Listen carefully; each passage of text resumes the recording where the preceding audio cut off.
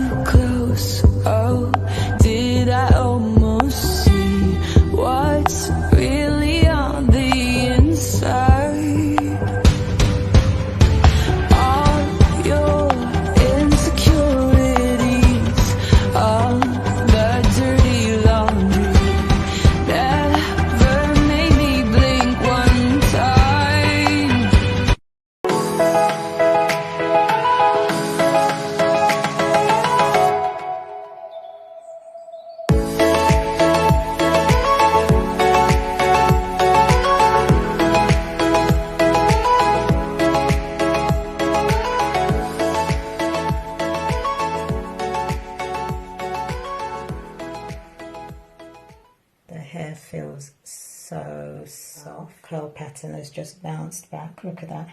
Without any product in the hair at all. When you use Sherma Haven's natural hair care product line, your hair flourishes and becomes the main attraction. Come on. Once again, it's on.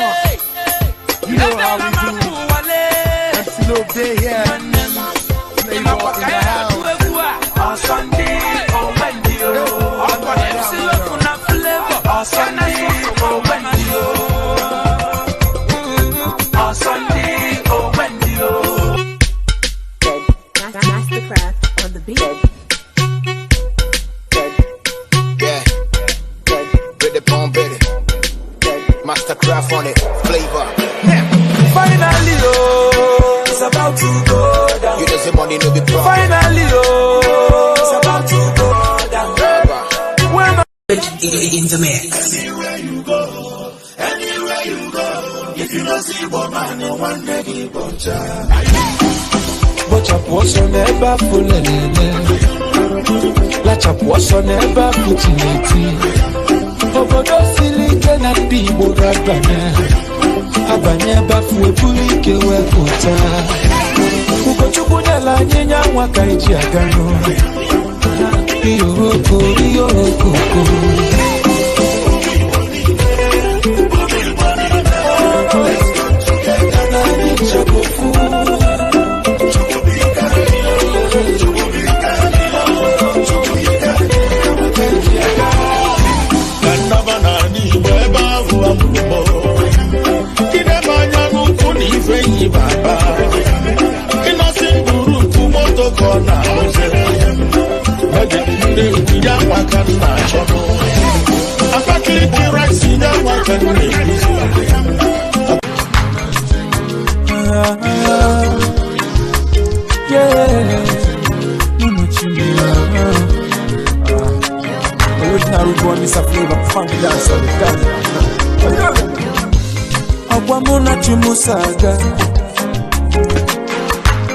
Okwamuna chimusaga nenu wano Onine chukuna lomuka munjaga Shiomale Okwamuna give for life Ewume Okono bando na risikenu Okoyaka ninayo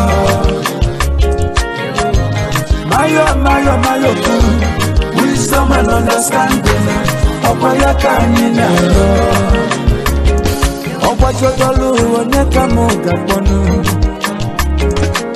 Akwalele kamu nebe Let's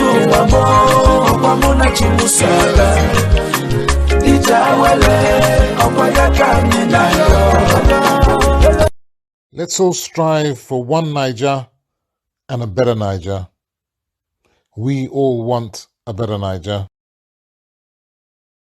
Good evening, ladies and gentlemen, and welcome to the show. Our show, Enough is Enough, Soro Soke, sponsored by Better Niger. I'm your host, Mr. Femi Oke. I welcome you to the show dedicated to debate and discussions towards a better Niger for us all. Tonight's show promises to be yet another interesting one. The question we will ponder today, as you've seen from that video, is WAHALA for Allah IGBO. ANAMBRA, which one you did? The COCKREL, the BROOM, the umbrella, or sit at home? My guests to deliberate this topic via StreamYard tonight are Ijele Speaks, the Vulture King, who's one of our predacious investigative bloggers. Good evening to you, Ijele. Thank you, my brother. Good evening. And thank you, everyone, for joining us. I also have Dr. Ugochukwu Mora. He's General Secretary of PDP UK and President of IGBO Ambassadors UK. Welcome to the show, Ambassador. Thank you, Femi. Thank you for having me, and good evening, viewers. Fantastic. Welcome to the show, Enough is Enough, Soro Soke. You can post messages on our Facebook and YouTube live handles at PrimeView Television. And you can also call in on +44 7939 895 108. We'd love to hear from you. We shall look at ANAMBRA politics, the IPOB ESN, and finish off with some current affairs. I'll start by saying the following.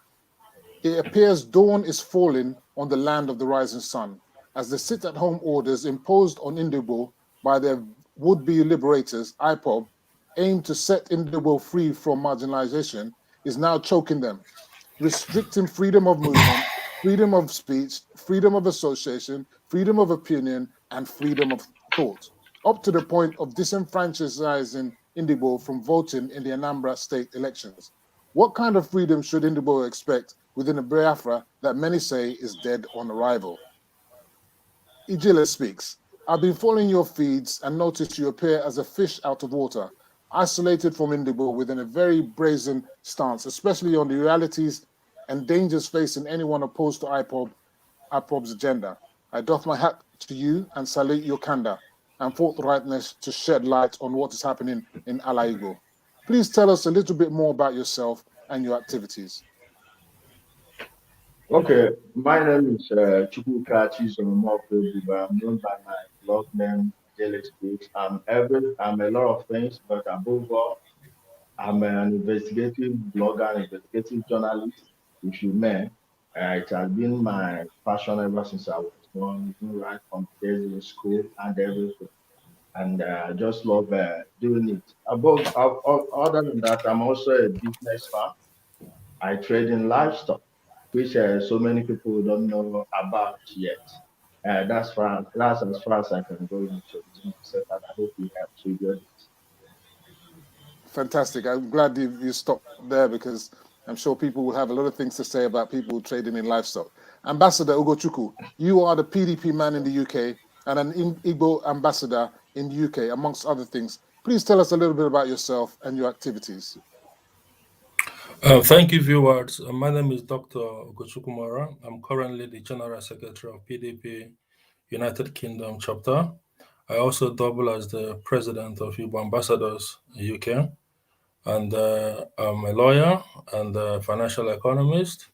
And I'm also involved in the Light Up Africa initiative through waste incineration to energy. So these are the basic things we're doing at the moment.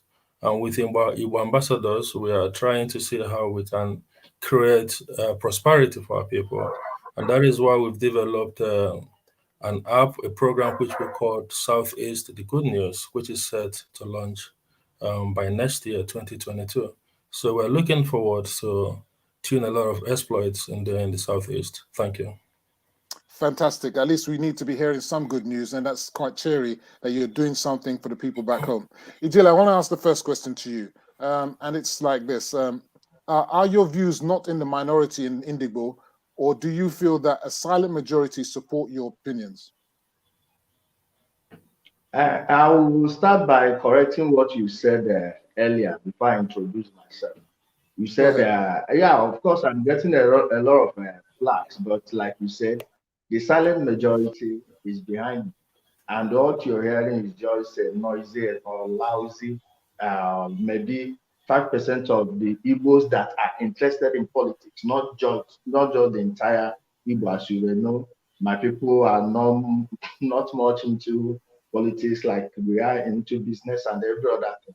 But when you from that sizable population that are interested in politics, you have like 5% of them, and mostly when they attack me, it comes from a place of anger, not because of anything of substance politically, but because you're probably destroying people's what I call political shakedown.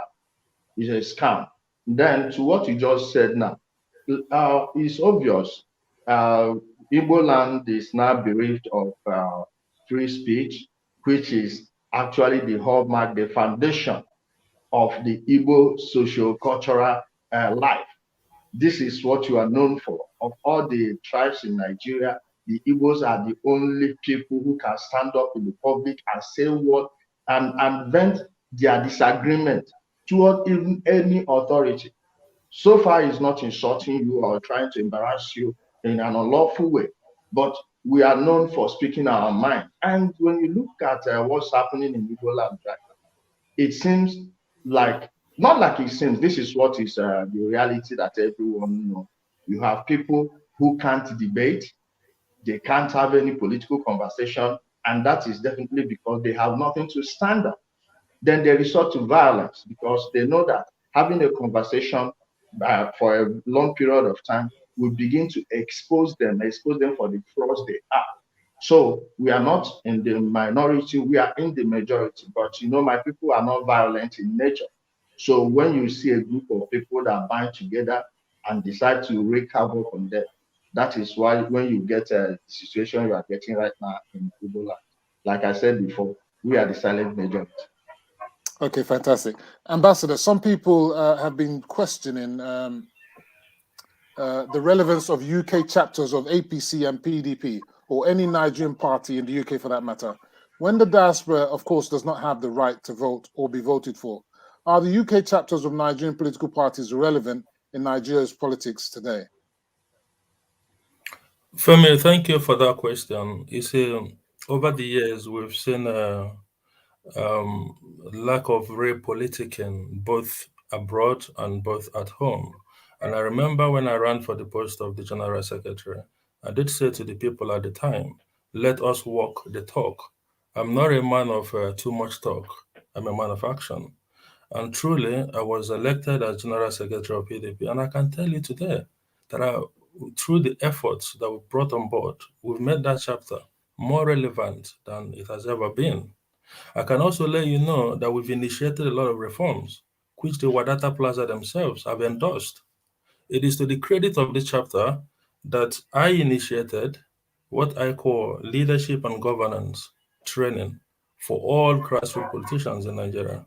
I sent the proposal to Abuja, and Abuja did what? They endorsed it and approved that training to happen. And this will be the first time in the history of our democracy that such effort is being made towards tackling leadership crisis at the grassroots. And what gave me the inspiration? I had the opportunity of visiting Anambra State, where I come from, and I went on a political tour with the state ESCO, and I realized that the kind of people we left at the grassroots are not those that can actually help us to grow politically and otherwise. So the never do ways were the ones we left at the grassroots. In fact, we'll get a particular word in the morning. As early as 9 o'clock, the party chairman is already drunk. The youth leader is someone who has no basic education, who has no character, no reputation whatsoever. And these are the people who will form the delegates that will elect the governors, the House of Assembly, and even the senators. So after witnessing such, I came back to London and I said, I need to do something about this. So we wrote this reform, and the party has endorsed it. And what we have to do now is to go to grassroots and carry out that reform. I can also tell you the PDP National Convention is on Saturday. I'm also a member of the accreditation committee. My chairman was also appointed into the mobilization and the contact committee. So this is the first time the members of the foreign chapter have been drafted into the real democratic process of the party, and so many other reforms. So I can tell you today, Femi, that we are becoming very relevant, and we're moving towards having a vote in national conventions. Thank you.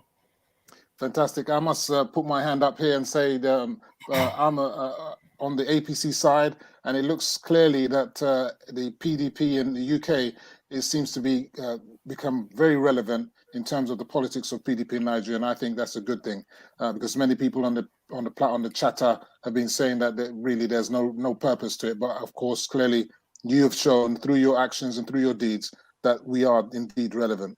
Okay, Ijile, in addition to that, Femi, sorry to cut you short, I Yeah. was also appointed into the ANAMBRA State National Campaign Committee for the election. Fantastic. It's the first time this is happening, and it's because of the efforts we put in place. Fantastic.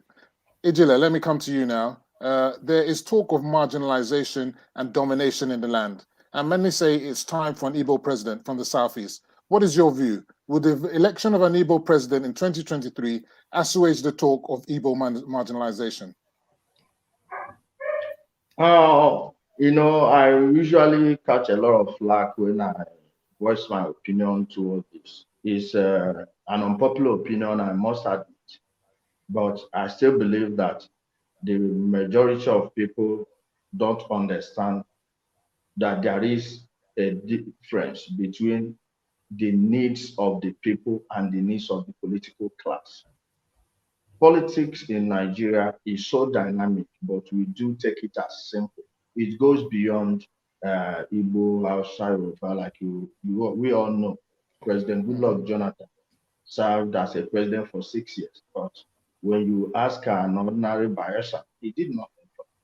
And other, but Nigeria, we took this dangerous turn, especially after 1966, to be playing ethnic and tribal politics. Now, coupled with the religious flavor we've added to it, we've made politics so dirty that we can't actually have a real conversation. That being said, in an Igbo man being a president of Nigeria, I believe it would expose a lot of things. I don't want to come from the part of saying that it will help in Nigeria's unity. Nigeria's unity is non-negotiable. Every reasonable person will tell you if there is anything on the horizon that suggests a change, we all will know, especially those of us that are politically savvy, not people that are selling also mansions in the sky. Now, what I mean by it will expose a lot of things in Igbo land is that by then it will awaken the consciousness of our people to actually pay attention to what the political class have been doing. When you talk about marginalization in Igbo land, the people marginalizing the Igbos, most are Igbo people. There is nothing you can tell me constitutionally that the Igbos are not getting. Like I said again, this opinion of mine is not shared by a lot of people, but when they sit down and listen, most of them tend to change their minds. For instance, when APC came on, like we Igbo people, let's just stop pretending and see there is a common Igbo goal at the federal level. It's everything goes. Our political class is like the most corrupt and the most cynical people you can get from anywhere in the whole of West Africa, not just Nigeria. Now, when they tell you that Igbos are being marginalized, ask them when APC came to power, just Ngige only needed to win his senatorial post. If actually Igbos are looking for position in Nigeria, why did the entire political class of Anambra State gang up against him? I'm not here to blow his trumpet. Ever since he left as a governor, I don't know what he has been doing politically, that helps the people at the grassroots. So I can't just tell you he's a good person or bad person, but if you are playing a politics of tribal positioning at the central level, why did we not send Ngige and we could have gotten the Senate presidency, which is something. Now, the same people that did it are now telling you that Igbo presidency, this Igbo president. Most people that are saying that don't actually mean it and don't want to work towards it. This is the same song we've been hearing every day. It started from 1998 at the Just Convention. Apologies, my brother, I'm not attacking you personally, but we know in 1998, most of us were pushed into the PDP. And what happened at the Just Convention happened. In fact, they started killing each other from there before they got. Now, all this noise they are making about Igbo. I would like an Igbo man to be a president. There is no Igbo man who wouldn't want an Igbo man to be president. But then it comes with negotiations. It comes with building bridges. Okay. Politically, Igbos we have not actually played that game. Again, it will help assuage the anger in the minds of so many people. But above all, it will expose our political class as never-do-wells, like people who don't even have any agenda for their own people, because you will have to tell me what you did with the other positions you had in the past before I believe that this is the only thing that is holding Igbos from moving forward in Nigeria. Okay, let me bring Ambassador in. Ambassador Ugochukwu, if we elect an Igbo president in 2023, will the marginalization arguments just move elsewhere? Isn't everybody marginalized in Nigeria? Or is the marginalization of Igbo in Nigeria just too much? We have never had an Igbo elected president in 61 years of independence. What do you say to that? Thank you, Femi. To say that Igbos are not being marginalized is an understatement. But there's a way I look at this concept. All Nigerians are marginalized in the context of it. If you look at the NSAS crisis, it was the people demonstrating their anger as to the fact that Nigeria has never worked. There was an article I did a while ago, and I ended by saying that Nigeria has never worked, where I called on all the youth of Nigeria to rise up and do what exactly our founding fathers did, which we failed to do, which was to promote a political movement that will be able to turn the page. It is said truly that power belongs to the people, but the people of Nigeria have set a price to the power. They've monetized the power, and they've said to the politicians, pay me this money and I'll give you the power. And whatever you do with it, it doesn't concern me. So the issue of accountability and responsibility comes in. So Nigerians are being marginalized. The Igbo man feels more marginalized because we went for a war in 1967. It was an avoidable war. Millions of people were killed needlessly. And at the end of that war, promises were made. Those promises were not kept.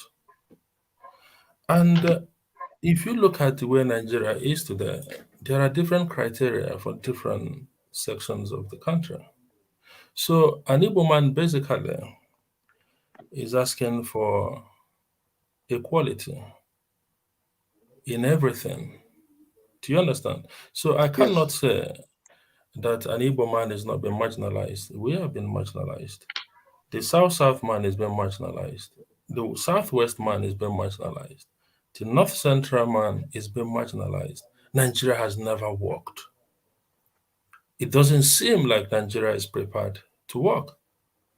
And that is why the next phase of our struggle will be to bring people of like minds together. People who understand what strategy is all about. That you cannot be a social media activist and expect things to change. We need to get down to the grassroots and do what our founding fathers did, bring people together for the common reason of bringing about change. Fantastic. The way Nigeria is, okay, I leave it now. Yeah. Okay, fantastic. Ijile, in 1979, 9 years after the Civil War that Ambassador was just talking about, we had Vice President Alex Ekweme elected. So that shows that there was an opportunity for the Southeast, the Igbos, they were at the center of politics at that time. And I think the head of the House of Reps was also from the Southeast. But all that got truncated by the military.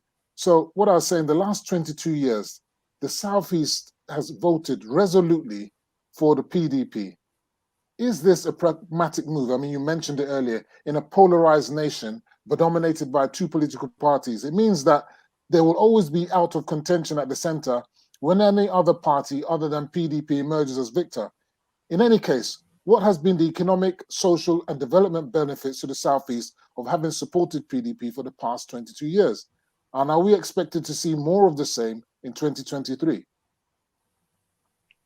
You quite touched it well, and it goes back to what I wanted to say about what my brother who just said. He talked about promises that were made after the war. Remember, everyone then, they said they were giving 20 pounds, right? At the end of the day, have you asked yourself why our own political class didn't push for that money to get to those who didn't receive? Do you know why that happened? It was because Obabia Sika and Co. got that money and they never gave it to the people. So when we are talking about this marginalization, well, let's point out exactly where it's coming from. Like, I agree with him, what he said, Nigerians need to unite under class. Like, your constituency don't necessarily need to be that place you're coming from. No, it's the politician that represents your values, your idea. We all have our different problems and what we are pursuing. That politician that you're going to vote for, whether it's PDP, APC, or whatever, ask yourself, at the essence, does this person represent what I want to say, like creating jobs creation, real politicking, like Lagos State. When you go to Lagos State now, it's not perfect, but it's like the best you will get anywhere. In Nigeria, I dare anyone to mention a state that is better than Lagos State when it comes to retail politics. And now, the question you asked me, my people have had the worst political approach I've ever seen anywhere, whereby we put all our eggs in one basket. You are playing a game. You have two houses. Either this house wins or the other house wins. It is so politically naive for some people to go and put all their eggs in one basket. Then when the other side wins, there is no chance for you. You may have your people there, but they are scanty. Remember, politics is a game of interest. And numbers. What role did you play toward that party getting to power? Your region, how many votes did they get? And our people, the PDP, I'm not talking about individuals. I have good people in PDP. I have marvelous and amazing people I can even fight side by side with that are in the PDP, but at the core center of the party. I can't tell you one thing they've done for us in Igbo land. Anyone that knows, from 1999, between 1999 and 2015, do you know how many times the second Niger bridge was awarded? In fact, at a stage, former President Olusegun Obasanjo started using the contract to blackmail our political class and make them do whatever he wants them to do, because if you don't, he will dust up your fire on the second Niger bridge. It was dredging of the Niger bridge and building of the second Niger bridge. We got nothing. It's beautiful signpost after beautiful signpost. Good words after good words. And President Jonathan came. The man was a political novice, we all know. But the people he put around him, he gave them real money. He was wiring money when it was during Olisameto's trial. It was under President Jonathan that I knew that someone could actually transfer money from the CBN directly into another person's account. That was how he opened the vote for them. They were all grabbing money left, right, and center. And what did they do in their community? Nothing. At a point between 2006, please, between 2006 and 2008, the Enugu Okigwe Road, Enugu Okigwe Umuahia Expressway was awarded for 262 billion. 262 billion of that time is over 1.2 trillion of today. Where is that money? When it was time for railway construction and rehabilitations around there, we had our people say we needed roads. Okay, those roads, where is that money? How many people got wealthy from this? Look at Adam. Check the states they are ruling today. I'm telling you, we have gotten nothing, and it's high time the good people, the good men and women from Igbo land that are in the PDP to stand up and change their guard. Their vanguard is a bunch of corrupt, failed 419ers and corrupt civil servants. I'm telling you, it's high time they stood up and talked to them, because it affects each and every one of us, no matter the political party we belong to. We better let in Ambassador now, because you've laid down the gauntlet. Anyway, before you, if you want to challenge those points of views, but let me bring this question to you, Ambassador. Yeah. Some are touting the possibility of presidential rotation to the south, while some say that power should remain in the north. What is your view? Will a northern Muslim president with a southern Christian VP from the southeast be acceptable now? Can we relocate?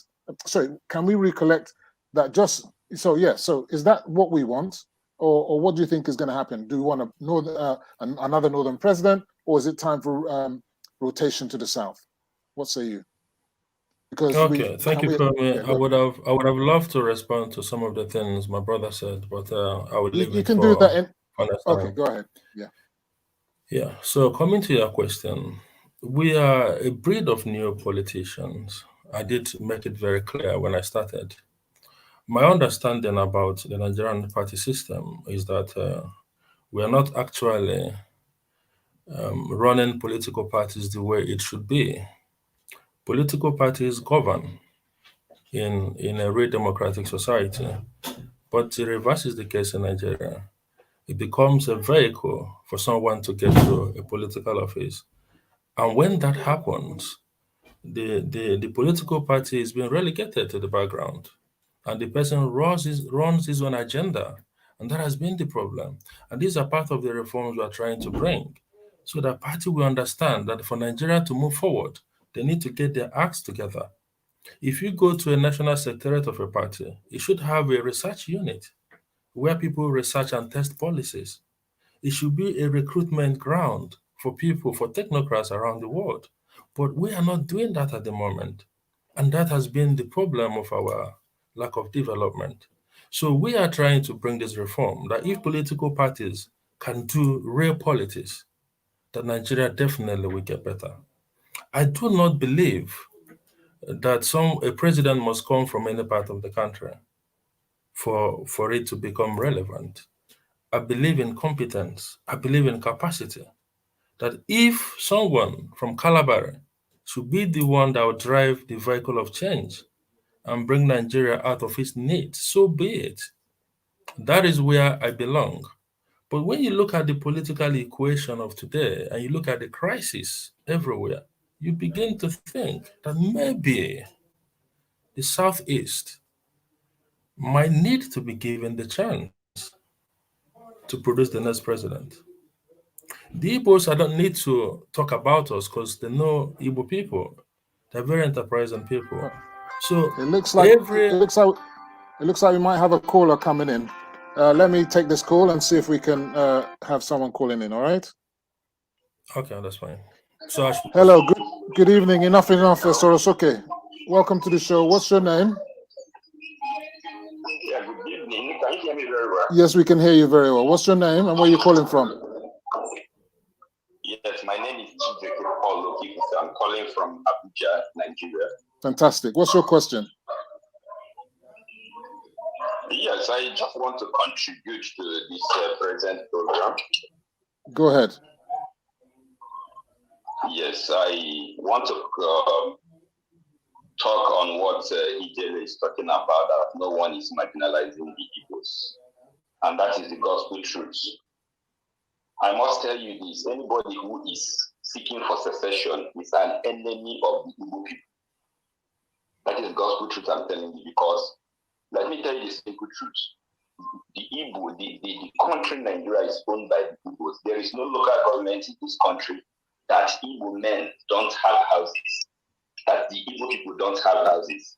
So if they are marginalizing us, then how do we have such opportunities to build houses even in some remote villages?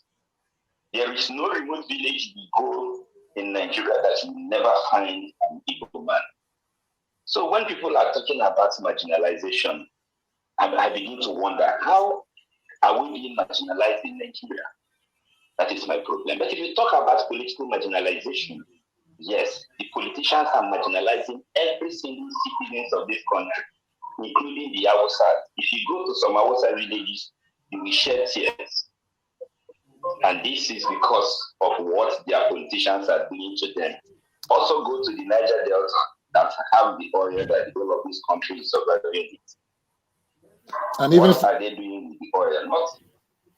Thank you for your contribution. I'll put that to the panel. Thank you very much, sir. Welcome to the show. Thank you. Guys, you heard what he said, that it's kind of similar to what you guys have said, that marginalization exists, but marginalization exists for everybody. And not only that, they may be marginalized politically, but as Ejila said, that's down to the politicians and not playing their game right. But in terms of economics and getting around Nigeria, everybody is, and the Igbos are actually ahead of most Nigerians. And in fact, you could be said to be true Nigerians being proliferated all around Nigeria. But let me take this next question to you, Ejila, before I come back to you, Ambassador. Is it not time for a new type of politics in the Southeast, a time where we do not do the same thing and expect different outcomes? Is it not time for Southeast, not, as you said, to put all their eggs into one basket, as if that basket falls on all the eggs within are likely to crack open? Like that has been my cry ever since. Ever since I started, before, believe me, I don't talk about our local politics. I was just fixated on politics because I saw what was happening within the World Bank, IMF, World Economic Forum, and the rest.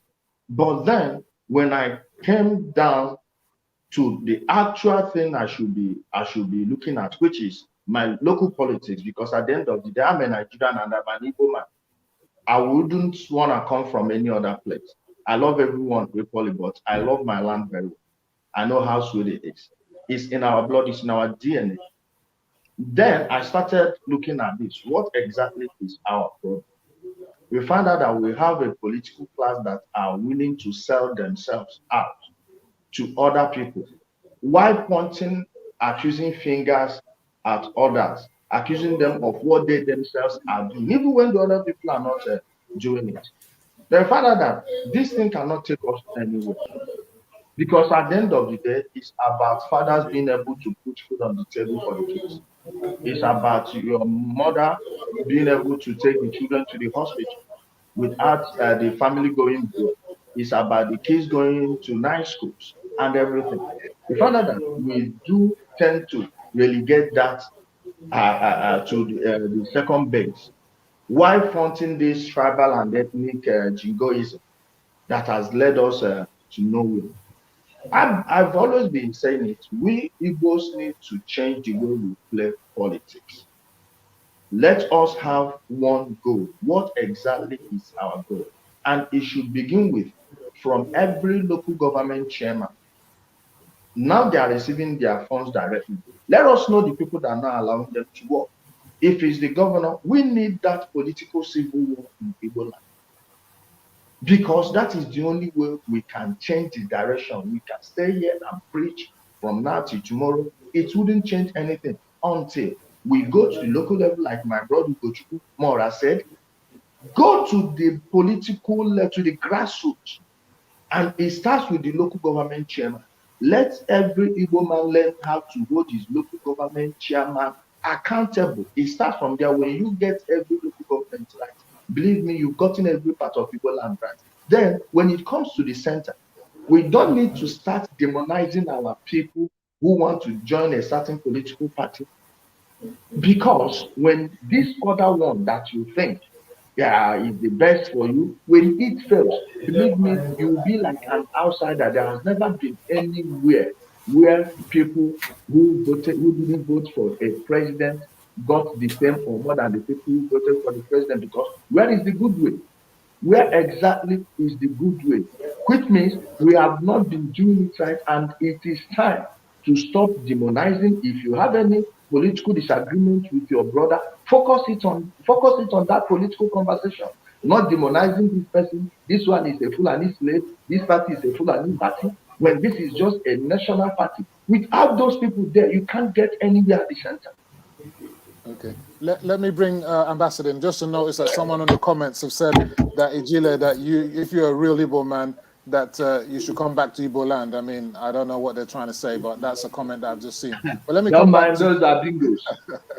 let me bring Ambassador Ugochukwu. As the president of Igbo Ambassadors UK, what is your group's stance on the antics of IPOB ESN and the violence meted out upon Indigo by these mindless Indigo youth, destroying businesses, destroying trade and livelihoods, and also destroying education and murdering lives? I ask this, it's widely known that calls and support and finance for IPOB at ECSM comes significantly from the diaspora.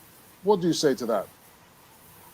Yeah, Femi, thank you for the question. I must say that if not allowed me to finish any of my contributions. You can always ad lib and add anything more you want to say. Go ahead, because we're going to go on a short break after you've said what you should have said. The issue of Biafra is a reaction to the fact that Nigeria has never worked. I kept mentioning that. I remember in 1998 when I was having a conversation with one of my late father's political associates. So we discussed the many problems of Nigeria. And at the time I said, you know what? The Nigeria of my own generation will be different from what we're seeing today. He looked at me and laughed. He said, young man, your generation has started. Do something. I remember I couldn't sleep that night. I'm this kind of a person who wants to be a citizen of a very powerful country. I do not like the idea that we are where we are today. So I see Biafra as a reaction to the fact that Nigeria has never worked. And the issue of nationalism is an idea. You see, religion and nationalism are two easy elements that you can radicalize people. So government should have a better strategy of managing an idea which you cannot silence by brute force. So where does the ambassador stand in the issue of secession? So we, as an organization, we want to concentrate more on bringing prosperity to our people, because the problem of everyday man in Nigeria is poverty. Okay, so we think that there should be better ways of managing the agitation. We cannot say that we're happy with what is happening today in Igbo land. We're not happy about it. I remember during the time of Yar'Adua and Jonathan, we had the crisis in the Northeast. It's been ongoing for 8 years now. Then after 8 years, what is the result? The result is that Ijobe State as a state now has more than 80% of its citizens below the poverty line. And we remember that after the war, why did we even lose the war in the first place? Emotions were high, lack of strategy, and lack of international support. Has those things shifted on the ground today? The answer is no, it hasn't shifted. So we should, as a matter of fact, understand that the emotions are high, but we need strategy. We need prosperity. We are promising freedom for our people. But at the moment, the people need to survive. So we are kind of appealing to our brothers to understand that we're all Igbos. Nobody is happy about the situation of Nigeria today, but there are better ways we can deal with this agitation. In the time of the apartheid in South Africa, Nelson Mandela, for example, there was a time he went into armed struggle, but we had the ANC, the political wing, that constantly engaged in the political process. So Igbo Ambassadors as an organization, like I talked about, the Southeast the Good News policy that we developed, that is going to help the Igbo man conquer Nigeria the more. All over Nigeria, Igbos are everywhere. I remember the last time I was in Lagos, I was engaging some of the traders. I understand their point of view. Give us Biafra. I said, yes. If prosperity is achieved in the Southeast, Biafra is achieved. Biafra is a concept for goodwill. It's a concept for provision of basic amenities, for security. Do you understand? So it's a difficult situation, but we believe that hopefully one day, someday, that idea will be something that we can bring on the table, because the inability for us to discuss this is also a challenge. This is a democratic society. If you want something, you should be able to bring it on the table, and people should freely debate it and freely say that this is how this can be done, and this is what can be done. So we keep pushing the narrative for people to understand that we need to debate this. Okay, fantastic. Someone's trying to call in. Just to let everyone know, you can call in on +44 7939 895. The call is live. Someone did call in, and we heard them here just now. So we're going to go on a short break whilst we watch a short video again on the ANAMBRA politics, and we'll return to look specifically at ANAMBRA politics. Let's go on a break. Please. Enough is enough, Soro. Soke. When it comes to choosing the right product for my skin, it's all about the ingredients for me. Naija skincare products are authentic, fresh, and best of all, completely organic.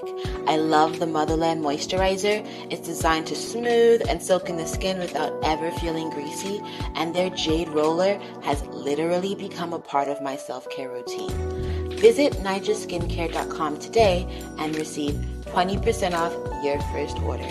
For beautiful skin you were born to love. Hi guys, my name is Yabo and I am the founder of Masasi B.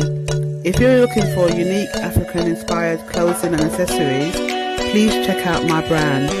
All details are at the end of this video. Feel free to get in touch. Thank you.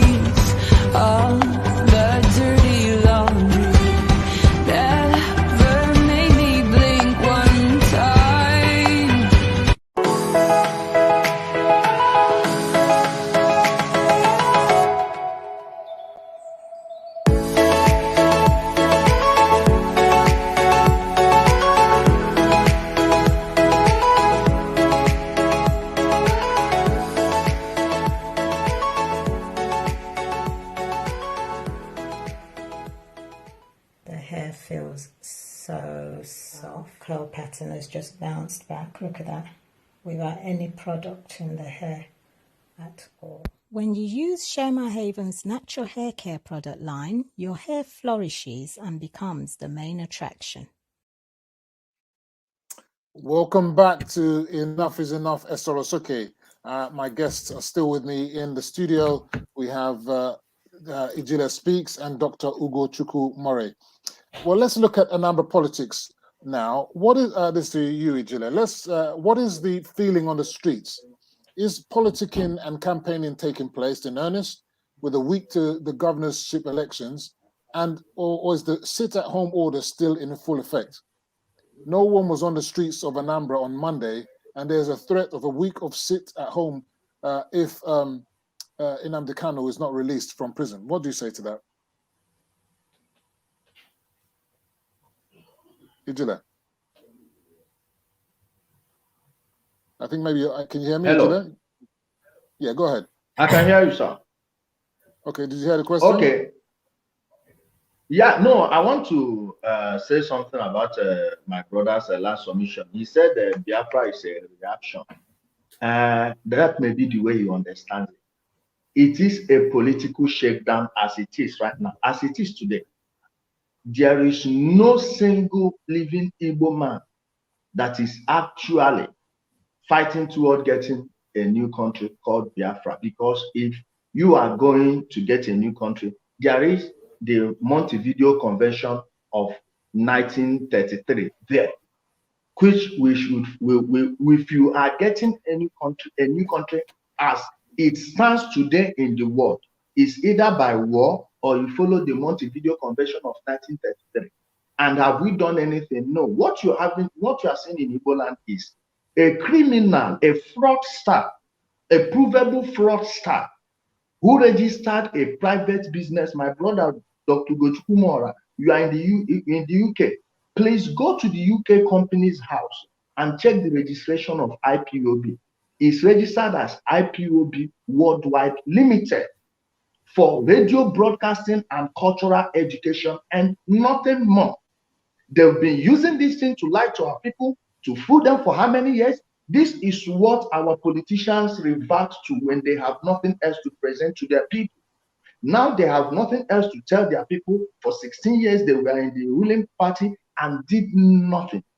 Right now, the only way they can distract the people from their failure and incompetence is to hide behind a mask called Nnamdi Kanu to fool our people. He is not fighting for any Biafra. Let us start from there first. That should be the foundational basis for this conversation. Is he fighting for anything? These people know how their Biafra is to our people. That civil war, there is hardly any home that didn't lose someone, except for people around the Nnewi, of which the Ojukwu did not let the war. Please, 1 minute, I will wrap it up. Yeah, because did not let the war get I want to focus on the and question. people from Uguta. Because what I'm saying is this: there is no basis for what is happening right now in Igbo land, because no one is fighting for Biafra. Let a senator stand before the floor of the Senate and table the document. Let a House of Reps member that believes that they are actually fighting for anything table the document. This is what they are using to fool people. Ever since they started talking about this Biafra, no one talks about the monthly allocations they are receiving, what they are doing with it, and they've managed to fool our people who are politically naive to believe that. Yeah, go ahead. Femi, I think we need to moderate this a bit better. Yeah. I am not here to challenge the formation of IPOB or how it came about. I'm talking about an idea that is already with us. The idea of Biafra, a promise to the people that once Biafra is achieved, everything they ever lacked will become a reality. How do we deal with this idea that a lot of our people, almost 80% of our people, have accepted as a way forward? How do we deal with this idea? How do we bring in stakeholders together to be able to moderate this challenge and save our region from collapse? I talked about Yobe State. 8 years after insurgents in the Northeast, you have more than 80% of the citizens below the poverty line. If in the Southeast we continue to observe sit at home 1 week, 3 days, gradually we begin to decline economically. Gradually. So, how do we save ourselves from self-destruction? How do we bring this idea on the table where people can feel free to voice their opinion, whether in support or against? How do we begin to change this narrative? That is the area I'm talking about. Thank you, Femi. Okay, fantastic. Yeah, Adila, I want us to focus on the questions just because of time, and we want to go back to time. But the question I did ask was that is the elections really going to hold? But now I'll give it back to you, Ambassador. Ambassador, let me, Okay. you say, I'll call, Yes. that's your answer. Anyway, Ambassador, the President, Mohamed Buhari, has instructed the security agencies to use all its capabilities to flood Anambra with manpower and equipment to make sure Anambra elections holds. Is this order necessary to give confidence to neighbor voters to come out and vote in the elections on November the 6th? Okay, Femi, I'll be very real with you. If you look at the concepts, the features of free and fair election, you would see that if that election ever holds, you cannot say it's a free and fair election, because the process leading up to the election has to be free in the first place. You saw that people were not freely campaigning.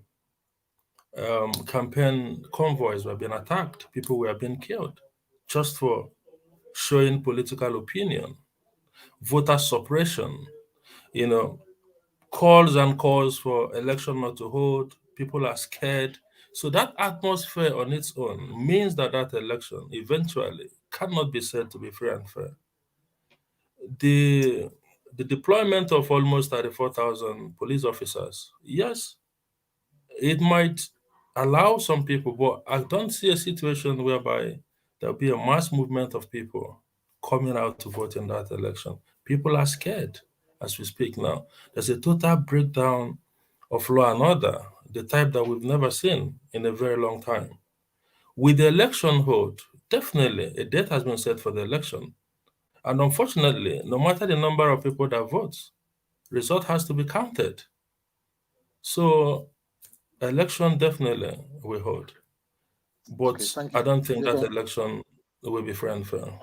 Okay, thank you for that. And that's a good point in what you're saying, because elections, as you say, must be devoid of the kind of shenanigans that we're having in that is affecting the turnout and affecting campaigning. As you know, elections is not just about voting, it's about campaigning. Ijila, Exactly, the whole process. yeah. Before I go to you, Ijila, let me just remind people you can call in on +44 7939 895 108. You can also send messages and questions on our YouTube and Facebook handles at Prime View Television. This program is live. Enough is enough, Soro, Soke. Ijila, some insist that we must have a carrot and stick approach with more emphasis on the carrot, which some say has not been adopted even-handed in Nigeria. What is your opinion? Politicians have been talking to prescribed IPOB, but there does not appear to be any sign that they want to put down their arms anytime soon. What is your view on negotiating with IPOB? Is this a reality when their demands are not likely to be met? Sorry, I didn't get the question you asked before, whether Anambra State will go, but I'll come back to it later if you give me like 3 minutes to give my own opinion on that. But this one you asked me, listen, there is always, in fact, no government tolerates any nonsense within their borders. The carrot and stick approach remains the best way to tackle something like it. What has Nigerian come to when you have someone who was on air calling for the killing of policemen, for the killing of the army and everything, bomb this, do this, and their people have been carrying it out. I don't want to talk about the unspoken crimes against our own people, because people are afraid to talk what they are doing in Olu, Osu, and everywhere. And some people will say the carrot and stick approach is not evenly distributed. It's a bloody lie, because if you watch the media, majority of the media houses you have in Nigeria are anti the federal government. I keep sharing on my WhatsApp groups videos after videos of the Nigerian military destroying these people. How many camps have they destroyed? Just over the past weekend in Yobe State, the 121 Battalion of the Nigerian Army, the most dreaded in the country, they are in Yobe. Look, go check. I have the videos, I have the photos and everything. This is just a blackmail. They are trying to blackmail the government. This afternoon, a video went viral. Ijila, just before you say that, I mean, I'm not saying that the federal government is not fighting the terrorists, and we have to give it to our soldiers, our gallant soldiers. But what people are talking about is when they hear people saying that, oh, there's amnesty, or they're discussing with former Boko Haram people, instead of being prosecuted, they've been taken in. people are saying that that's not happening in the Southeast. My That's brother, not my view, but that's what's been said.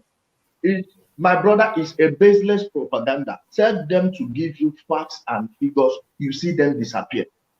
Tell them to give you facts and figures, you see them disappear. These are just people trying to make trouble. They have nothing to stand on politically, and all these things, my brother, like, is just noise. It's not true. And let me tell you what the leaders. Let me bring before you do that. Let me bring Ambassador in, because we have to be fair on this show again. We have Ambassador. We have seen elections in the past where the federal forces overwhelmed a state to intimidate and impose federal government's preferred outcome, as was the case during the tenure of PDP's Goodluck Ebele Johnson, to ensure victory for Fayose second term in Ekiti State. Is the president's instruction a foil to ensure that the APC candidate Andy Uba emerges victorious? What do you say to that? Well, this is the propaganda right now, and some people are believing it to be real, that the excessive force being deployed for this election is actually a ploy to allow the APC candidate to emerge victorious. But that remains to be seen. What we are appealing to the government and to INEC to make sure that election remains as fair as possible. That's what I can say here, because we don't need. I'm the campaign coordinator for Sir Valentine Ozibo campaign in the UK here, and I'm also a member of the Diaspora Campaign Organization. We know that what is facing Anambra now is a choice for survival and retrogression. We know the APC candidate, we are not here to campaign, but we know the antecedents of the APC candidate, the burning down of government houses and other properties in Anambra State, the kidnapping of a sitting governor. We do not want to return back to those era. So the choice basically is between allowing someone who is a technocrat, who has managed successful businesses, and who resigned his position as the managing director of Transcorp to serve his people. Such sacrifice should be applauded. And that is why myself and many other good people are pushing this narrative to our people to give Sir Valentine a chance to govern Anambra State. So we do not want to see a situation whereby the military, the police will be carrying out the instruction of the federal government to change the outcome of that election. So we are hoping that they will remain neutral and be true to the constitution which they all swore to serve. Okay, let me bring you back into Ijile. We see a number of people maybe saying enough is enough. There appears to be a new party on the scene known as Young Progressive Party, YPP, and they are gathering momentum. And it seems Anambra is poised to opt for Senator Ifeanyi Uba as its new governor. What are your thoughts? I'll be surprised if he wins his senatorial zone. Ifeanyi Uba is not a well-grounded politician. We know how he got into power and all that, which everyone can attest. But let me correct what my brother said there. When he was talking about the burning of the government house, remember it was under PDP, and the person that did it was the brother to Andy Uba, not Andy Uba himself. And remember, it was the PDP power that they used to do that. We don't want to see such a thing again. I don't want to see that. Like, you will agree with me that we need to play politics of ideas. Like, present your idea, let's see how it goes, and allow the people freedom to criticize the government when they feel like they're not they are being shortchanged. Okay, so let's just correct that one and put it aside. So back to the question. Sorry, back to the question you asked. We are not. Oh. No, the question is specific. It's just simple about Andy Uba. So you don't believe that YPP can win anything, and they're not likely to win anything. YPP, Ifeanyi Uba, apart from his senatorial zone, he is not a political heavyweight. In fact, the guy is so naive that he was bragging on air that ever since he became a senator, he had never seen the president, he had never been to Aso Villa, And a senator is saying this. In a country like Nigeria, if you see, like, he is not an executive, let me say, not an executive material. He can play the, the normal rhetorical politics and, go to the Senate. People feel like he's the best for them, fine. But the entire Anambra people knows that he is not an executive material. Like Valentine Ozigbo, you are talking about, he has managed a large company. Any danger that befalls that company falls on his shoulder. So that type of a person is not someone that I would vote for, but he's coming from a background where he has actually taken responsibility for something. So just like Saludo, just like Saludo and Abuela. Let me bring Doctor back in. The cockerel appears to be fighting amongst themselves in Abga as Deputy Governor Okeke has decamped to the APC. Will this have an impact on the elections at all? When the second popular party in Anambra is PDP, why did Okeke not decamp to your party, the PDP? Well, I think I cannot answer a question that is meant for Dr. Keke.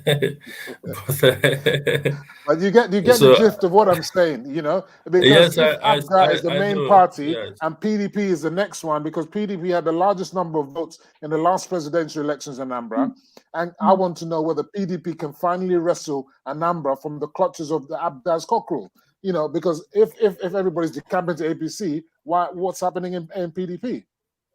Yes, the problem with APGA, I would say, was as a result of the imposition of Soludo on them. It wasn't part of APGA. They had their plan as to the succession of the current governor. So when Soludo was imposed on APGA, a lot of people felt uncomfortable with that, knowing his antecedents as well as someone who doesn't listen, someone who knows it all. Someone who is, I call him a theoretical professor, because until you manage a private enterprise, then come and tell me about capacity, all right?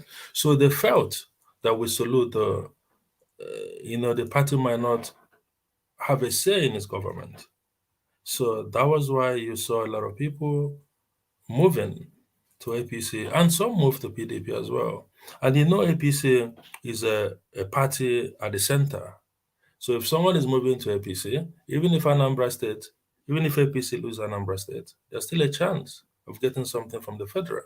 So it's a kind of they're trying to play safe. Political calculation per se, yes. Okay, all right. Let me bring Ejile back into it. Chimanda Adichie, she said recently that Igbo people cannot unite if, for example, we say we want an Igbo president and then we're talking about Biafra. There's a lot of political work we need to do in the Southeast. Dasuki Igbohu and others are in jail, but there's no mass uprising or murderous campaigns for their release. The murder sit-at-home policy of IPOB is really senseless, isn't it? I mean, this can't work, can it? It can, my brother. Like I told you, this is just people with no goal. Again, let's remember what this is happening over. Nnamdi promised them that in December 2020, that if he didn't give them Biafra, they should know that Elohim did not send him. December 2020 came and went. We didn't hear from Elohim. We didn't hear from Eloha.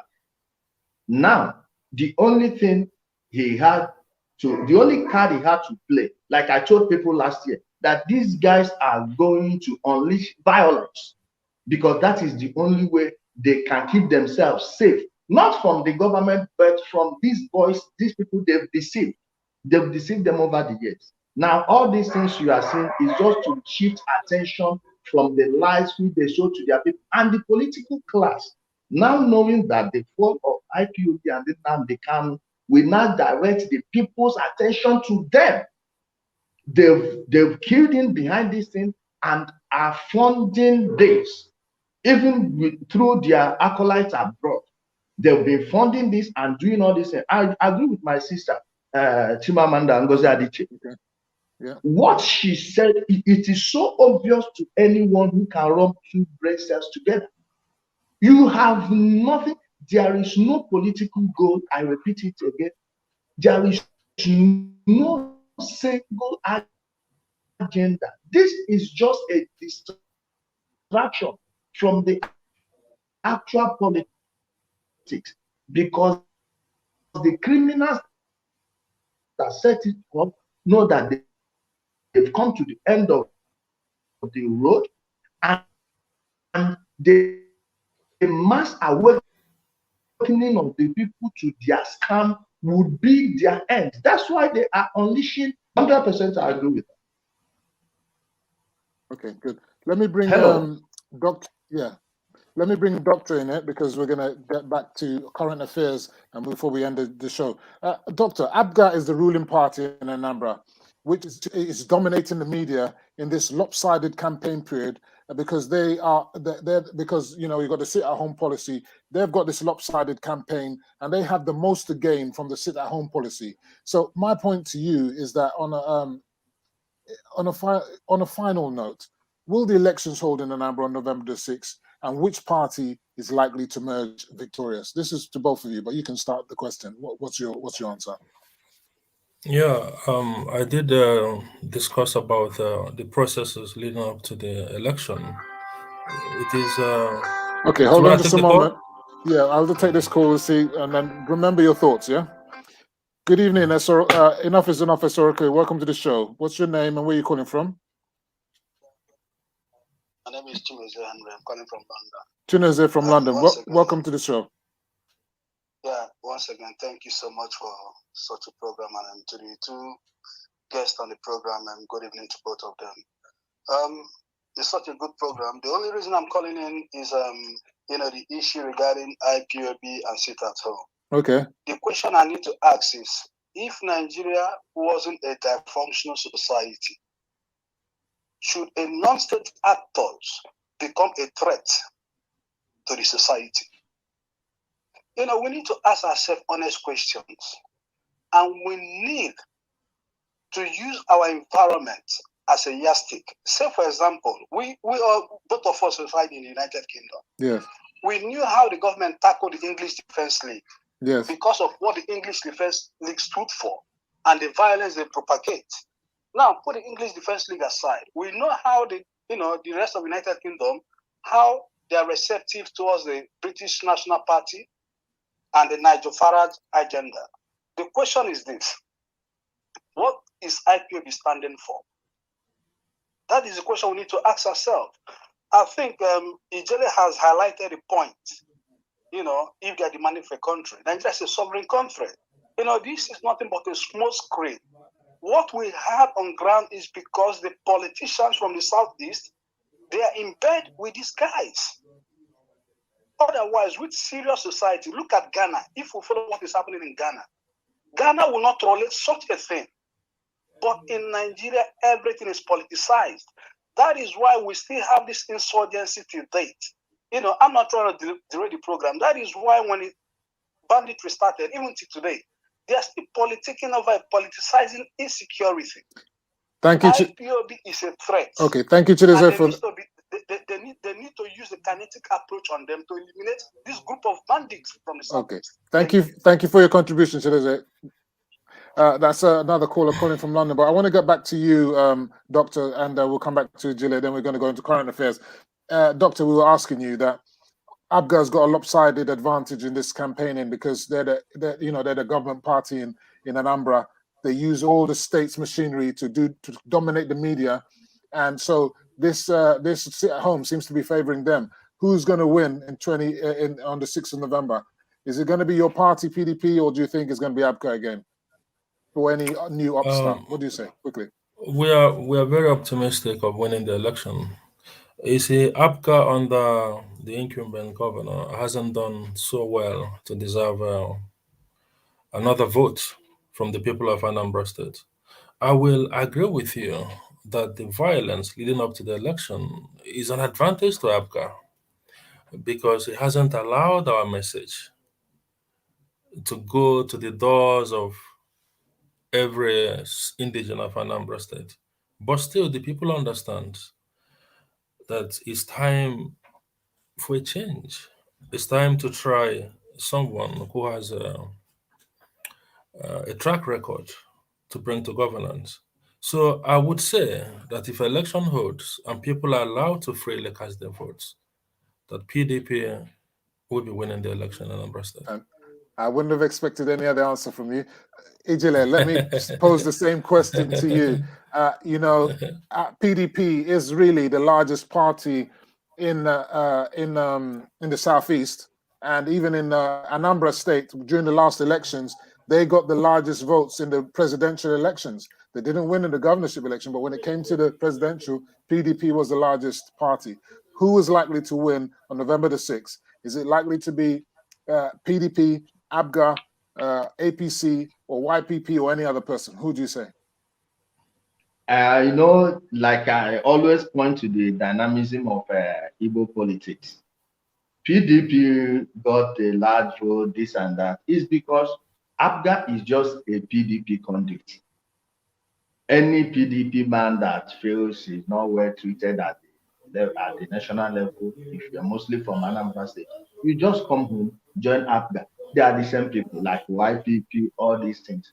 And P2B was the very first man from Igbo land since 1999 to be a VP nominee. And that was why you saw that. So it's nothing who's coming to Anambra politics. Yeah, who's going to win? Who's going to win? Coming to Anambra. Yeah. I'm coming. Coming to Anambra State, I don't think they stand a chance. Let me tell you why. Most of their of the PDP core followers are divided between ABGA because of time. and the PDP. Because of time, we got to get into current affairs. If it's not PDP, if it's not ABGA, who's going to win? 2 minutes. No, we don't have 2 minutes. Just you can come back. You can come back. I see APC. No, please.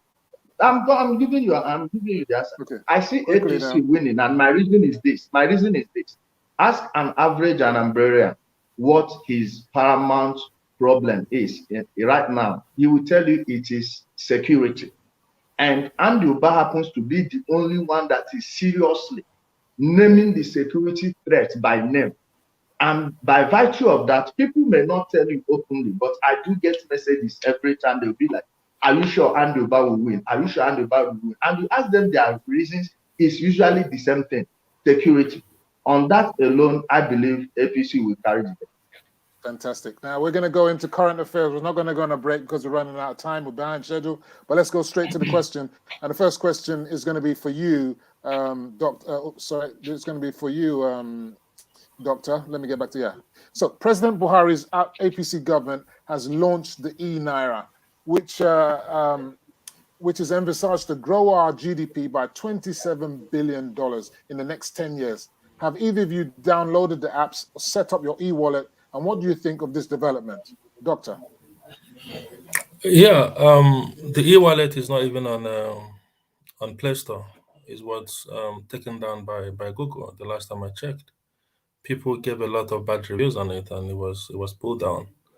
So the idea of e-Naira, electronic currency, is for ease of transaction. So anything that will bring about the ease of carrying out an economic activity is an advantage to the economy, no doubt. But we want to see a platform to be very robust, to be very firm, and to actually deliver on that promise. So until we see that happening, and then we begin to measure the impact on the economy. Fantastic. I heard that because of the massive demand for that app, that might be part of the reason why there was problems with the app. But the same question to you, remains to be said. Ijile, what about you? What do you think of that? I'm not a fan of electronic currencies because although I treat every government with high dosage of cynicism, and coming to me, believe me, I'm not a fan. I'm not a fan, except they will tell me that this is backed up by gold or oil or something. So I can't have one view. Is backed up with the real Naira. It's backed up with the real Naira, good for them. Yes. I'm not interested. I don't care about it. And telling me it will grow the economy by 27 billion, I don't believe that until I see it. Okay, I don't believe that. I'm not a fan. Maybe we'll come back and look at that situation in another 10 years. But let me give you this next question, Ijile. We have had yet another jail breakout, this time in Oyo State. Is this not disturbing? There's a serious need to upgrade our dilapidated correctional facilities and make them into places of correction, as opposed to places where criminals become hardened and come out worse than they went in. What do you say to that? That has been my cry over years. And if you know, the Nigerian Prison Service Commission is one of the most corrupt institutions. I think they are more corrupt than the police. Every year we hear about that. More corrupt than the customs? Believe me. Now I will tell you this, because they don't even care for the human beings that they keep there. No good food, nothing at all, no good sanitation system. People go there and come back very sick. On infrastructure, I don't know where their money, they've been spending their money. I don't know where it has been going. Whoever has taken control of that government agency from 1999 till date should be brought to book. Let them tell us what they are doing, because when you look at the places they told you armed robbers attack, we found out that a couple of 12, 15 guys can even go there and carry out a jailbreak. And when you have a jailbreak, what's the next? Is the panacea for high rates in crime, in robbery, because most of the people you have there are hardened criminals. And when they come out, you wasn't the security situation in the surrounding environment, and whichever city they may decide to flee to, in order not to be apprehended. And you know, Nigeria, we don't have a good database system. So I will blame the prison authorities because of lack of adequate infrastructure in the prison. Go to other places and see the prison system. There is no barrier holding it from, and they still keep hardened criminals there. When politicians or any billionaire wants to use any criminal in there for anything, he can just arrange for 30 or 40 people, arm them very well. The moment they come there, you see the guys will flee. And when it comes about making it an actual correctional facility, this is what we should start doing. What if you want to know the heart of the leaders of a country, watch how they treat their prisoners and their children. These two sets of people, the prisoners and the children, they find out that people are being treated like animals over there. And that's why it seems like some people will ignorantly be supporting jailbreaks. We've got like 9 minutes left. Let me bring Doctor back into it. On the same point of the prisons, the Comptroller General of Correctional Services, he says that they budget 495 naira for each prisoner for their meals per day. Some say that these prison breakouts may be politically motivated to release hardened criminals to form a phalanx of armed political thugs ahead of the 2023 elections. After all, we saw the violent outcome of prison breaks in the Southeast. Is there any truth in this? Well, these are conspiracy theories. We know that our institutions are not strong. And that is what we are advocating for. The police, the customs, the road service commission, all of them, the institutions are not strong. So until we begin to build them with the right people, with the right approach, with the right attitude, with the right leaders, we will never ever get there. Femi, I can bring you to different narrations about my different encounters with different agencies. But the point is this: nothing is working.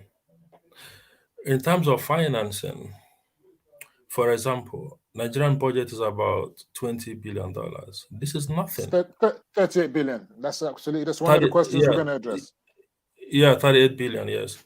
So this is nothing in terms of what people want to be achieved, what people want to see on ground. So the issue of prosperity cannot be overemphasized. How do we drop all of these agitations, all of these nonsense, and bring people who will work on the economic prosperity of Nigeria, so that government can be able to earn enough money to begin to bring to reality the different yearnings of the people? So I do not believe those conspiracy theories. I believe the system is weak. An institution like the police, some of the stations don't even get any allocation at the end of the month. So they have to go get the money for themselves. They have to arrest people lawfully or unlawfully and extort money from them to be able to run police stations. So this thing is happening across board. So until we begin to do the real governance, nothing will change. But we see more things happening, unfortunately. I can understand these sentiments. Ijile, the NNPC has been granted leave to reconstruct 21 roads in Nigeria for over 600 billion naira. this appears to be a laudable initiative. But when we look at a company whose main priority ought to be the refining of petroleum and is not managed to refine any petroleum product for several years now, where is NNPC going to get the money from to do these roads? NNPC may lack anything in life, but not money. Maybe you don't know what's going on there. NNPC is just a money printing agency. Money has never been a problem for those people. And we all know the dream of almost every Nigerian that wants to work under any government agency is to go to the NNPC. Even a DSS personnel will want to be posted under NNPC. Money has never been their problem. You know, they say to construct 21 roads, like I said, until I see it. Until I see it, I can't defend the indefensible. I believe in the agenda of Mr. President and everything. Telling me that money is their problem is just trying to pull like one or two over my eyes. Money is not their problem, and if there is a way to do it, believe me, they will do it. And they should. Like Gowon said, money is not our problem, it's just what to spend it on. And now the government has given them something to spend it on, which is 21 roads. Let's see when they're going to build and reconstruct those 21 roads. Doctor, this is for you. Yeah. Our main import and export trading partners in Q2 of 2021, according to the Nigerian Bureau of Statistics, are China and India, respectively. Yet Nigerians are often anti-Chinese and anti-Indian investments and loans. This seems an irrational approach to our main trading partners. What is your opinion on this? It's very unfortunate how Nigeria has progressed over the years. When you look at our trade record, there's a lot of trade deficit. You know, we import more than we export, and that is putting pressure not only on the economy, but also on the Naira itself.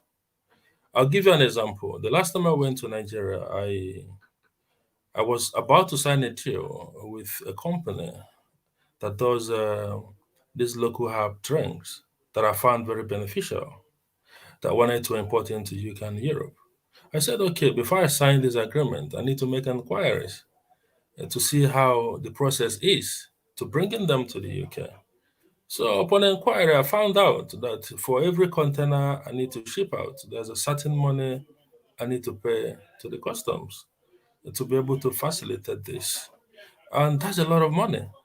So, and if you factor in the cost of investment, you factor in the profit, then there's nothing left. So what I was advised is that they use Ghana, they use Cotonou to export their goods. So I have to get an agent in Cotonou, load the container in Lagos, take it to Cotonou to be able to export it. This is the challenge that we have in Nigeria. If we want to begin to solve our economic problems, we should make the process of export as easy as possible. And that is not happening. And that's why I keep telling people that any president should call the Nigerian Port Authority. It should become an emergency, a matter of urgency for every president to go there and decongest that place. There are a lot of things happening. And that is the gateway of our economic prosperity.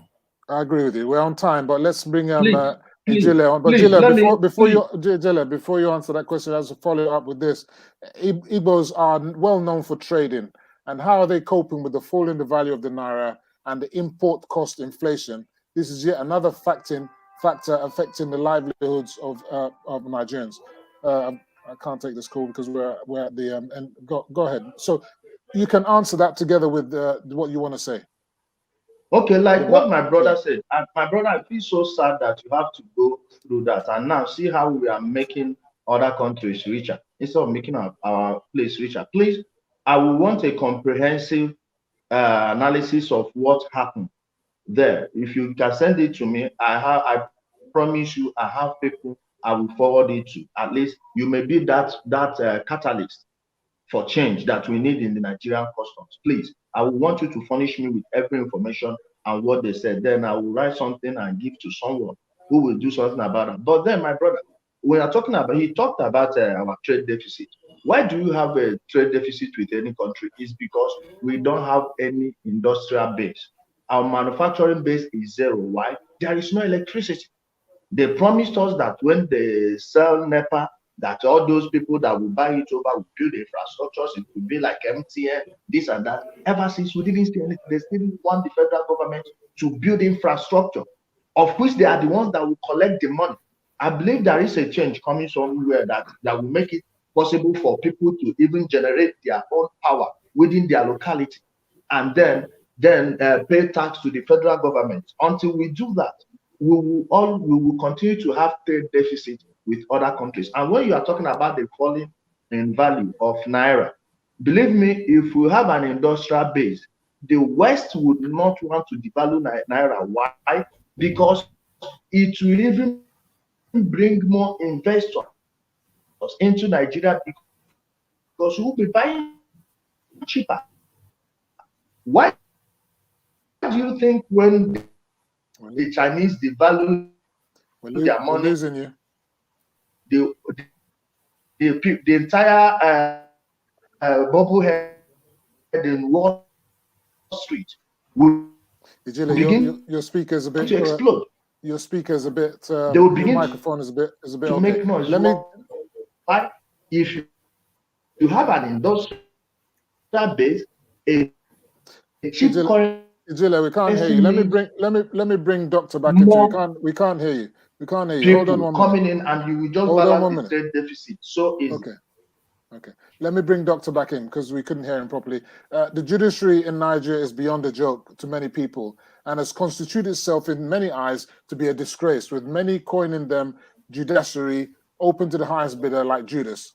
This statement is justified and can be best described with the recent court rulings that ruled that convicted Orji Kalu cannot be retried due to double jeopardy. What is your view on this? I think you said you did law.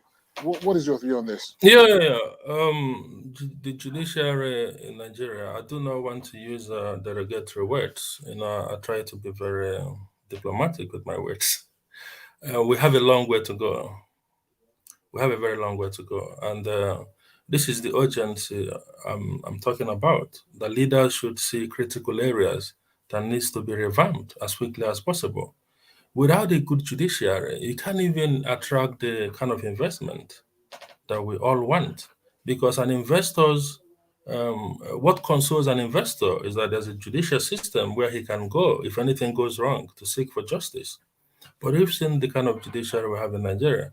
Take, for instance, the ANAMBRA election, different orders from different states, as if to say those judges don't even listen to news or they don't follow the political process. So it got to a point where the Chief Justice had to sound a warning. It doesn't need to be. There's an urgency for us to revamp our judicial system if we have to go further as a nation.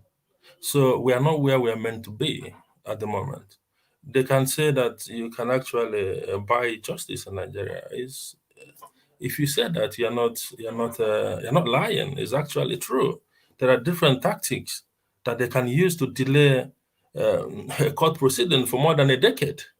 Orji Sokali, you mentioned, has been in court since he left government in 2007. How many years now? And they're going to repackage the same charges and bring it back. And then it starts from the lower court up to the Supreme Court. So Orji Sokali's case might actually survive 2 decades. It can only happen in Nigeria. Absolutely. Now, this is going to be the last question, which was touching on what you said earlier, Doctor, and I'm taking this to Ijele. President Muhammadu Buhari's 2020 budget of 16.45 trillion naira, which is the largest budget we've ever had in history, it's resulting in a 7.9 trillion deficit. But this is only $38 billion. This is grossly inadequate for a nation of 250 million when we actually need a budget of at least $150 billion to start to bridge our development gaps. This will be a 4.5-fold increase. How will such revenue be raised when Nigerians refuse to pay and government has also abdicated in its responsibilities to collect taxes? We need to see in 2023 a president that's going to be able to grow our government revenues to this kind of level. What do you say to this? My brother, I tend to offend almost everybody in the political class when I want to weigh in on an issue like this. Let me tell you, Nigeria, it took how many years before Anambra State could be added to the list of oil producing states? Meanwhile, people have been drilling that oil for over 2 decades, right? The problem is even the resources of this country is in the hands of every individuals from every zone. Do you know that there is gold in Ebonyi State? Yeah. How many gold are what's the quantity of gold mined in Nigeria every day, every given day? Zamfara and when you are hearing about Boko Haram everywhere, go and check every community that Boko Haram destroyed and killed off everyone, chased off everyone. They go and check. There is a mining operation going there. How much is a kilogram of uranium? We have uranium 245, the purest, in many places in Nigeria, including Ebonyi State. All these things are going into individual pockets. Let's just stop fooling ourselves. If Nigeria needs a budget of $200 billion, believe me, we can raise it within here. But until we start telling ourselves the truth, we are not managing anything. You see all these billionaires you see everywhere that are interfering in state elections and federal elections. Where do you think they are getting the money? Until we catalog every damn natural resources we have in this country and make sure it doesn't fall in the hands of individuals, and make sure that nobody that is talking about privatizing any natural resources smells power. Build electricity, that is the only way we build our industrial base. Every other thing we are talking is rubbish. Okay. Just political jargons. We keep repeating ourselves every day. You have a good point. Let me bring Doctor in because it's only fair on this point. As I said, the budget needs to be grown to around 150 billion to 200 billion, as Ijile said. You're a PDP man. What are we going to be asking from our candidates? If you're your PDP candidate, whether he's from the north or from the south, how is he going to? Should we not be asking them? How do you propose to build our budget, the federal budget, to that kind of level, 200 billion? When we know that Governors Wike and other Sanwo-Olu and that they want to take VAT out of the federal government coffers, that's going to reduce the budget. It's not going to increase it. How can we build that budget? What do you say? Well, I've said earlier on this program that the Nigerian budget is inadequate and the state's budgets are inadequate. The only way a state can make a lot of money is through taxation, and you cannot tax from nothing. You have to first invest in the people. When you invest in the people, then you can collect back. So there has to be that economic activity. You must be able to promote it. And you remember in 2015, we had change of government. The current president, President Buhari, became the president of Nigeria. And through actions, inactions, and they say Nigeria likes to judge body language. Let's focus on PDP because this is the last question. Let's focus on PDP. How is PDP going to do anything different come 2023? What questions are we going to ask their possible candidate? What would PDP do different? One, to bring prosperity in an economy is not rocket science. First, you have to build confidence of investors. You have to make sure that the judicial process is very fair, that even if someone is being accused of corruption or whatever you call it, they must have that fair trial. The process of arrest and charging to court has to be fair. You cannot seize someone's property just because you're in government. The court has to make that proclamation. And you have this issue in court at the moment about the proclamation of IPOB as a terrorist organization. It has to go through the courts, and the court has to pronounce it. That process hasn't happened, and some people are still in court. We talk about this issue. I don't want to go into a lot of issues that you didn't give me the chance to talk about. But let's talk about prosperity. It's only because of time. Yeah, that's why. Exactly. That's the main. We're gonna come back on this question. Yeah, and that prosperity is the key, and that's why I said, because when you build a budget, to $200 billion, that's going to increase prosperity. That's going to create jobs. Exactly, but you cannot build that budget if you don't. It's from bottom up. It's not top up. We don't have the money. Okay. So you have to build the money from the people. So we have this show. I've talked about the judiciary, which is very important. Corporate governance is very key to every foreign investor. Then you talk about infrastructure that we don't even have basic infrastructure. We're out of time. Business. We're out of time. We're out of time. You know, Thank you know, I did tell you it's 1 hour, 30 minutes, but we're going to come back again. I really thank both of you for this show, and your contributions are great. And I really thank you all and everybody who's joining us online. So what I'm going to say now is the majority of Nigerians have nowhere to go. This is our only country. Let's hold up our flag with pride and build a better Niger. I want to thank you all for joining us on tonight's show. Enough is enough, Soro. Enough is enough. Please make sure, Soro, don't be shy, don't be silent. If you see something, say something. If you can't take it no more, do something about it. Niger go better. Believe in one Niger. We all want a better Niger. A big shout out to our sponsors, Niger Beauty Products, Share My Haven, and Beauty Spa for massage therapy and skincare, and Masasabi Fashions. For sponsorship and advert placements, contact Prime View Television. I'm your host, Mr. Femi Oke, founder of Better Niger. See you same time next week when we'll debate another hot topic. Over and out. Prime View TV, new media with